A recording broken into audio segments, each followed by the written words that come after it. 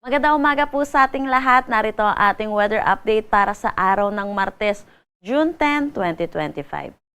Yung binabantayan nating low pressure area ng mga nakaraang araw ay tuluyan na naging isang ganap na bagyo kaninang 2 a.m.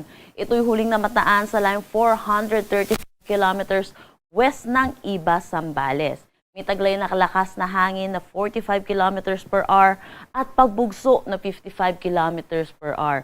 Ito'y kumikilos southwestward sa bilis na 20 kilometers per hour. Ito po ay nasa labas ng ating Philippine Area of Responsibility kaya hindi natin ito binigyan ng local name. Hindi rin natin inaalis ang posibilidad na ito'y pumasok muli ng ating Philippine Area of Responsibility, pero kung ito man ay papasok, wala naman po ito magiging direktang epekto sa anumang parte ng ating bansa. Inaasahan pa rin naman natin yung southwest monsoon or habagat ang patuloy na magdadala ng mga pag-ulan dito sa malaking bahagi ng ating bansa. Para naman sa magiging panahon natin ngayong araw, inaasahan natin malaking bahagi pa rin ng Luzon ang makakaranas ng mga pag-ulan dulot ito ng southwest monsoon or ng habagat. Asahan natin yung mga occasional rains dito sa may Zambales, Bataan at Occidental Mindoro. Naasahan naman natin dito sa eastern section ng Northern Luzon, makakaranas naman sila ng maaliwalas na panahon. Pero asahan din natin yung mataas na tsansa ng mga localized thunderstorm, lalo na sa hapon at sa gabi. Agwat ng temperatura for Metro Manila 25 to 31 degrees Celsius, Lawag 26 to 32 degrees Celsius.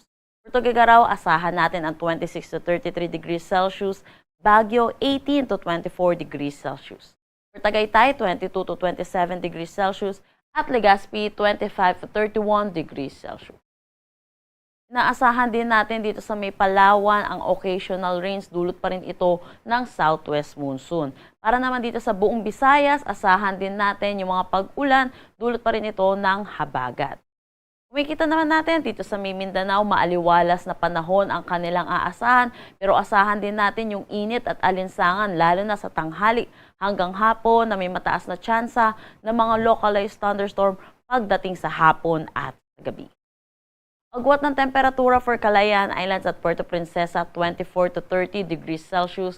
Dito sa may Iloilo, asahan natin na 24 to 31 degrees Celsius.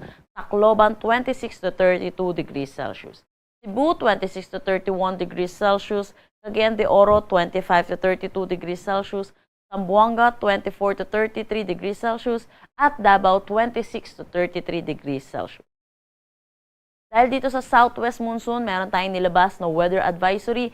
Inaasahan natin para ngayong araw ang 50 to 100 millimeters of rain dito sa may Zambales, Bataan, Occidental Mindoro at Palawan. At itong mga nakaraang araw po, tuloy-tuloy na rin ang mga pag-ulan dito sa mga nasabing lugar. Kaya lalo natin pinag-iingat ang mga kababayan natin para sa mga posibilidad ng mga flash flood at mga pagguho ng lupa. Bukas naman, inaasahan natin magkakaroon tayo ng 100-200 millimeters of rain dito sa may Zambales at Occidental Mindoro. 50 to 100 millimeters of rain naman dito sa mga nakadilaw sa ating mapa. Yun po, inaasahan po natin, dulot pa rin ito ng southwest monsoon or ng habagat. Para naman sa Thursday, June 12, araw ng Kalayaan, inaasahan din natin ang 50 to 100 millimeters of rain dito sa may Zambales, Pampanga, Bataan, Metro Manila, Cavite, Batangas, Occidental Mindoro at Palawan. Wala naman tayong nakataas na anumang gale warning sa anumang seaboards ng ating bansa.